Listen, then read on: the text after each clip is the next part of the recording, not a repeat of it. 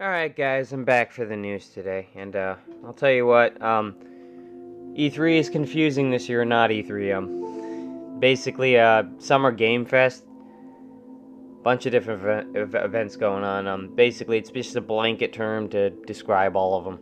Anyways, so I had a hard time actually looking up a lot of the events, but I got them last minute, was watching them the other day. Anyway, so, I posted links for a lot of them on my Facebook and Reddit, so if you guys are having issues finding them, the IGN version, IGN stream showcases for the live streams are not up yet, but I posted them on my Facebook and Reddit for you guys.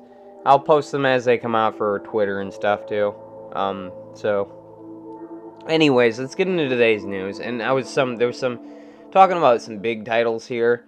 I have an article at the end for all of it together that I won't cover all of it in this video, but I'll leave it in the description for you guys if you guys haven't, if you guys want more information, if you guys didn't watch the event or whatever.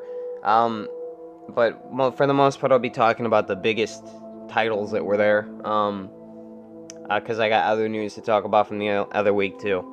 So anyways, getting into it here, Death Stranding Director's Cut gets Mac released in 2023. This is actually shown off in the Apple event, which I don't cover tech news as much here. I'm more of a gaming and anime news channel guy. So,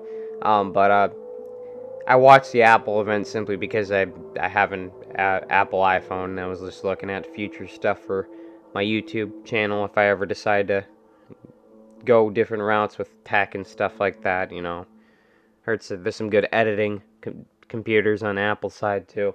Anyways, that's the reason I was watching that. But I was actually surprised to see a game shown off there in their game mode for Apple that they were talking about. They now have kind of like the Microsoft equivalent now, where Windows 11's got like built-in gaming support or something. I think it's something along the same lines as that, where they optimize the operating system to go into game mode when you jump into a game, and it basically has better performance. I can only assume that's how it goes. But anyways, showed off a PC or Mac version for Death Stranding there.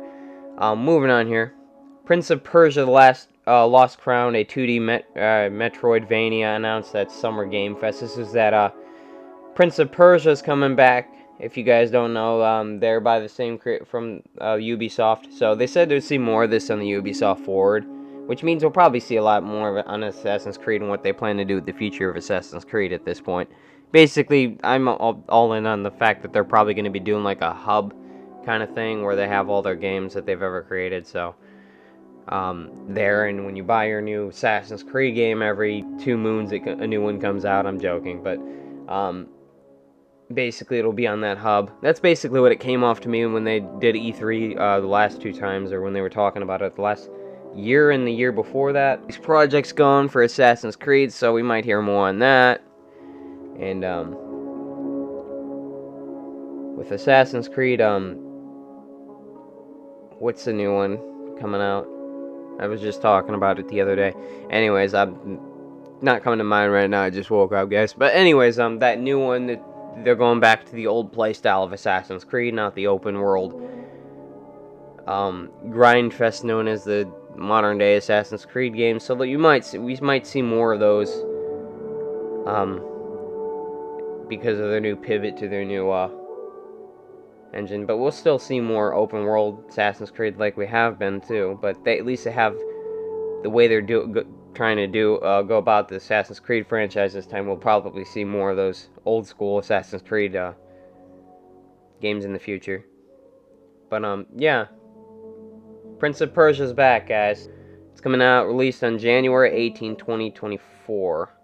It's set to release. So yes, it's going to be early next year. So still got some time, but you know, at least we know it's coming.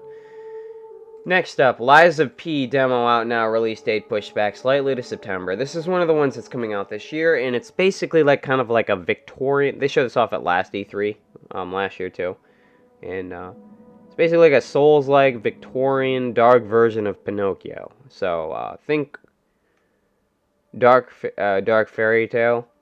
September 19th. Lies of P previously had an August release window, so it was moved back about 1 month, and they're gonna have a demo for it.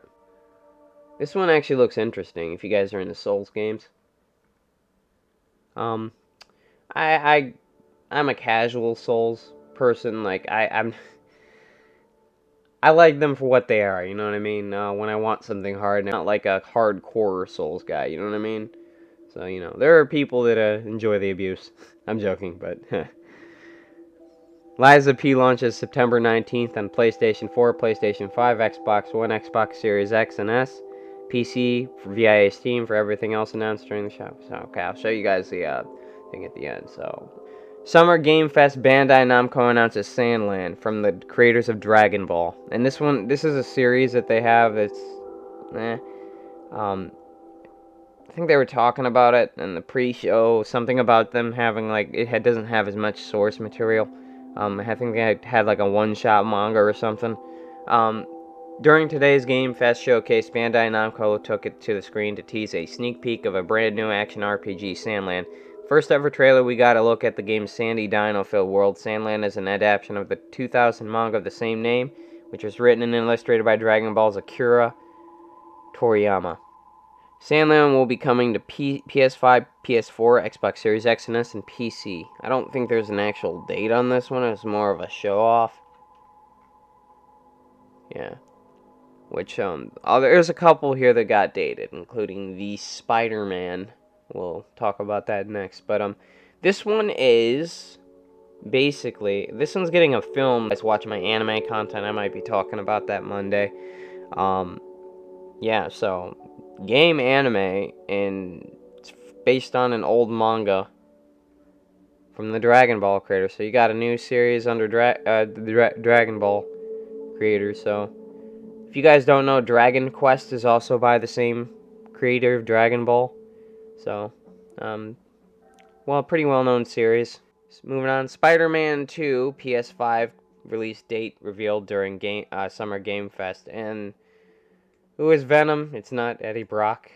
They didn't roll it out, but they basically, I don't know. Spider-Man 2 launches on October 20th on PlayStation 5, and Sony announced during Summer Game Fest. Yeah, this is one of the games that I may actually get, because I played Miles Morales and I played Spider-Man 2018. Actually beat them. I'm still kind of working on God of War 2018, as strangely as that is. It's like my first entrance in the God of War series. Not because I dislike it, though. It's just because I have a bad habit of not completing games. It's just me, though.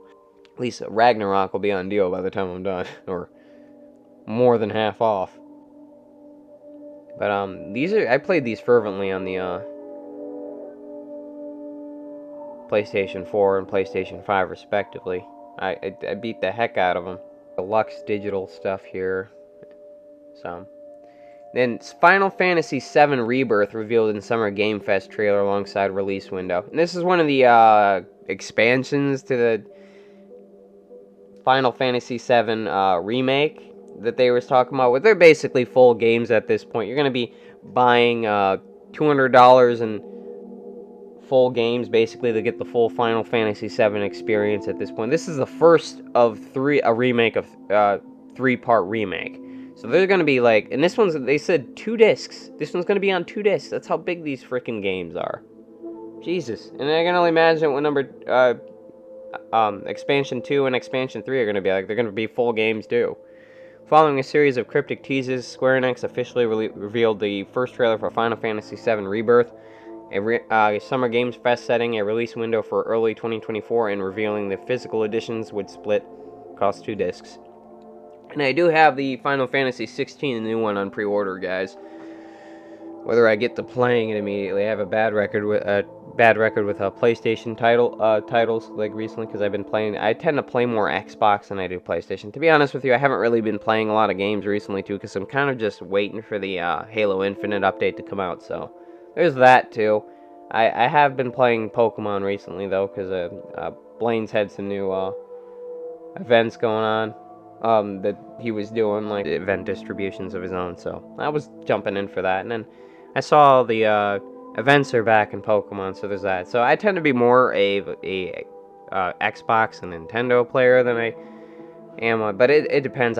There's days where I can get myself locked on PlayStation, and then I'll play, and then I kind of just stop for like a month, and then I'll come back. When that Spider-Man game comes out, I can almost guarantee you I'll probably be playing it. But got this one coming out. This one's actually coming out beginning of next year, 23 or late 2023. But no, it was previously said that. But it's coming out early 2024, so it got moved back a bit. Although, to be fair, there wasn't really an actual 100%, there wasn't a date for it exactly. Street Fighter 6 hits over 1 million players during opening weekend. Street Fighter 6 has reached over 1 million players across its opening weekend, Capcom announced on the official Japanese Street Fighter Twitter account. The fighting game launched on June 2nd, critically acclaimed, with IGN's 9/10 review calling it a knockout, and plenty of players seem to be enjoying it too. On here, Street Fighter 6 Year 1 Ultimate Pass Confusion sparks Steam backlash. Basically, getting kind of crazy at these season passes, you know what I mean? The season, Street Fighter 6 Year 1 Ultimate Pass, which costs $49, pretty much $50, launched alongside the game itself, and now has a mostly negative user review on rating on Steam. The backlash stems from the confusion about the availability of the content of the pass itself, as well as a feeling from some that it does not include enough in the in-game currency. Perfectly reasonable. I don't know if they added like a in-game currency to the pass to make it more enticing, so you can like buy costumes in games. I know you can do that in Street Fighter. I played a bit of Street Fighter 5 on PC. To be honest with you, I'm kind of jaded look on season passes. I mean, unless I give you enough to do, if it's a game series that I enjoy or really like, I tend to avoid them as much as I can. To be honest with you, Pokemon's season pass, if it wasn't Pokemon, I wouldn't have gotten it. Like, the DLC is way off in the future, so just saying. Because of the way they've been recently, too. So, it's perfectly understandable. You're paying for content that isn't there at launch, effectively. In most cases, and then you have stuff like that with the currency that they may do. Western Digital storage expansion cards for Xbox Series X and S are real and now available. So we got finally a competitor to the first ones that came out. Seagate, that's what they were. Okay, Western WD Black C50 storage expansions will be available in storage configurations of 500 gigabytes, $79.99, and 1 terabyte will retail at $149.99. The same price as Seagate's 1 terabyte storage expansion. Both configurations are currently available to order on Western Digital's website, Best Buy, and has a listing only for the 1 terabyte model. Finally getting the new ones. Doesn't seem like there's that much of a price difference, though. But again, these are pretty expensive cards to begin with. Sony boss warns cloud gaming still technically very tricky, but we want to take it on those challenges. So, yeah, if you guys don't know, cloud gaming is still a very small market. Xbox is the lead of it, head of it. Not by that much, though, because their stuff is still buggy. I mean, if you played cloud gaming on Xbox, you pretty much know that. Even with a solid internet connection, you're still kind of like, I've crashed a couple times just from playing games, and FPS constantly spikes and it gets blurry. You know, it's not 100% proven yet, but they're making investments in it. It's only going to get better over time. The Activision case are using cloud gaming as a linchpin for it, saying, "Oh, Microsoft has got the best in server technology, cloud. They got a leg up in every other competition of cloud gaming," which is true. They have a leg up, but it's not a market to be concerned about quite yet. But yeah, very tricky. Yeah, even Sony thinks that. Star Wars Knights of the Old Republic 2 restored content DLC for Switch canceled. This is the Knights of the Old Republic 2, the original one, because they're still working on the newer one for the first game. I have no idea what's happening with that. I'm just kind of writing that one off as a loss at this point. Aspire Media announced that it's canceling the restored content DLC for the Switch version of Star Wars Knights of the Old Republic 2, The Sith Lords.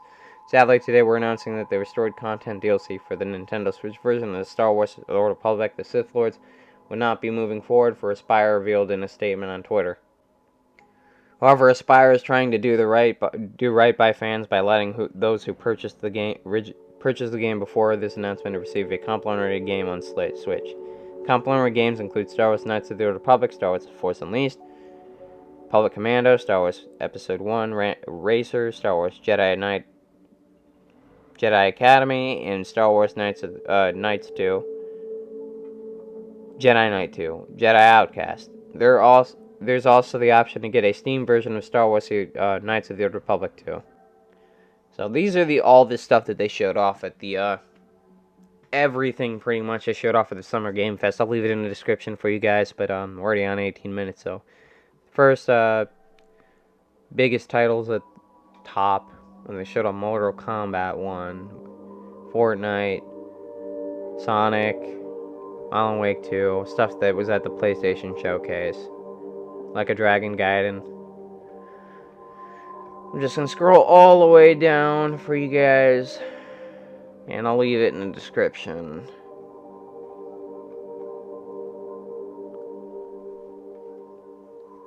So any news I don't get here, I'll post to my Twitter, and I'll see you guys in the next video. Bye. As always, sources used in the video will be in the description below. Drop me a like and subscribe. If you like my videos, please ring the bell. I'd greatly appreciate it. Any news I don't get here, I'll post on my Twitter, and I'll see you guys in the next video.